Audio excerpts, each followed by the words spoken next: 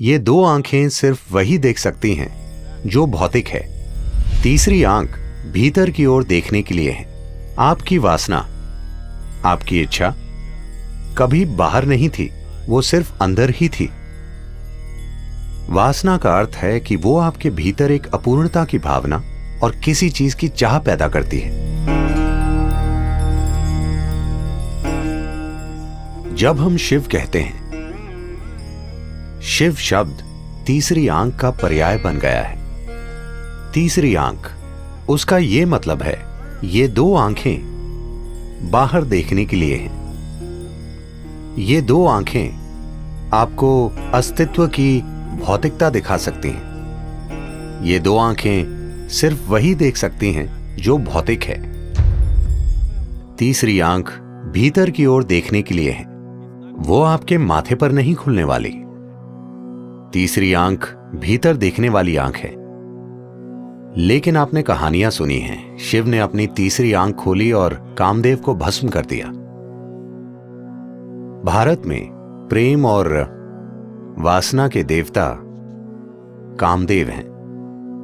काम का अर्थ है वासना, जिसका आप सीधे सीधे सामना नहीं करना चाहते, इसलिए आप उसे प्रेम बना देते हैं,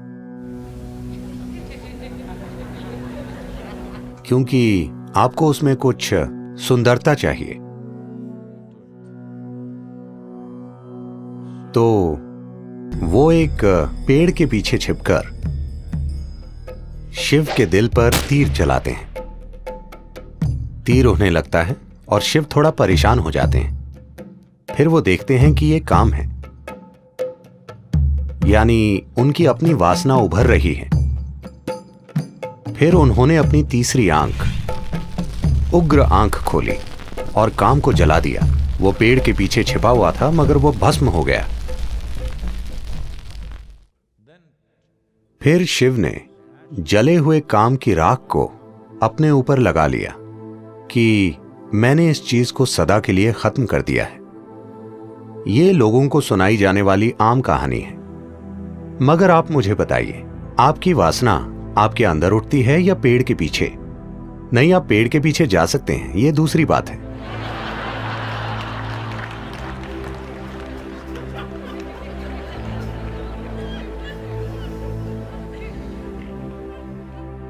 मगर वो उठती कहां है? आपके भीतर। इच्छा बाहर नहीं मंडराती। ऐसा नहीं है कि एक सुंदर स्त्री या एक सुंदर पुरुष बैठा है तो आपकी इच्छा जागती है, क्योंकि इच्छा काम आपके भीतर है। इसीलिए उन्होंने अपनी तीसरी आंख खोलकर अपने अंदर के काम को जला दिया, उसे नहीं जो बाहर खड़ा है, क्योंकि वो कभी भी बाहर नहीं खड़ा था। कृपया इस पर गौर कीजिए।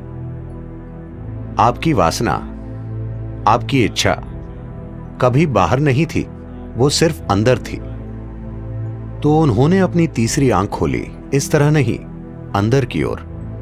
फिर उन्होंने इस वासना को देखा, जिसका दरअसल मतलब है कि आपके अंदर कुछ पहलू हैं जो आपको अधूरा महसूस कराते हैं। तो आप सोचते हैं कि आप किसी चीज का या किसी व्यक्ति के पीछे जाने पर ही पूरे होंगे। वासना सिर्फ विपरीत लिंग की बात नहीं है, शॉपिंग भी वासना है, क्योंकि आपको किसी चीज के पीछे जाना होगा, तभी जीवन पूरा होगा। हर इच्छा वासना है, क्योंकि उसके बिना मेरा अस्तित्व नहीं हो सकता। मैं उसे चाहता हूं, क्योंकि जब मेरे पास वो होगा तभी ये पूरा होगा। वो कोई चीज हो सकती है, पद हो सकता है, ताकत हो सकती है, सेक्सुअलिटी हो सकती है, कोई फर्क नहीं पड़ता कि वो क्या है।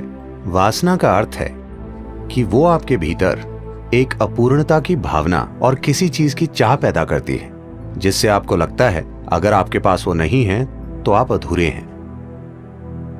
तो वो अपने अंदर के काम को जलाने का फैसला करते हैं। उन्होंने काम को जलाया और फिर पसीने की जगह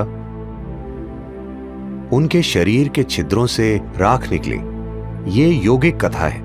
आम लोगों को सुनाई जाने वाली कहानी ये है कि वो पेड़ के पीछे छिपा था और उन्होंने उसे जला दिया, अपनी तीसरी आंख खोलकर उसे जला दिया। फिर उस राख को लेकर अपने ऊपर लगा लिया। कहानी का यौगिक आयाम यह है कि उनके भीतर काम जगा। उन्होंने अपनी तीसरी आंख खोली, उसे जलाया और फिर धीरे धीरे राख उनके शरीर से निकलने लगी, जिसने उन्हें साफ साफ दिखाया कि सब कुछ खत्म हो गया। हर चीज जिसे आप खुद के रूप में जानते हैं उसे मरना चाहिए। जब मैं मृत्यु कहता हूं, भौतिक मृत्यु नहीं है जो समस्या है। सवाल है हर उस चीज को खोना जिसे आप अभी मैं के रूप में जानते हैं, आपकी शख्सियत, आपकी पहचान। Once you learn to be an individual, एक बार आप शारीरिक और मानसिक ढांचे से परे एक व्यक्ति होना सीख लेते हैं, इसका अर्थ है कि आप मर चुके हैं। मृत्यु को जीने का यही मतलब है। तो अगर आप जानते हैं कि शारीरिक और मानसिक ढांचों के बिना एक व्यक्ति कैसे बने, तो आप मृत्यु को जीते हैं। अगर आप मृत्यु को जीते हैं तो आप अपने अस्तित्व में शाश्वत हैं। अब समय आ गया है कि आप मृत्यु को जिएं ताकि आप अनंत काल तक जीवित रहें।